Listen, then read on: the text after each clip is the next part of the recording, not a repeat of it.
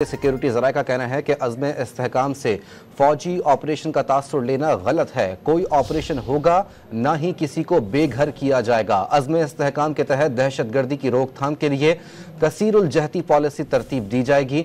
Update करेंगे आपको। बड़ा बयान सामने आया है कि ऑपरेशन इस किस्म का नहीं होगा।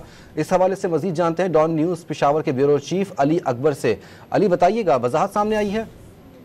जी बिल्कुल, जैसा कि एक हफ्ते से मुल्क के अंदर ये गलतफहमी जारी है कि आज़म इस्तेहकाम के तहत जो है कोई बड़ा ऑपरेशन किया जा रहा है।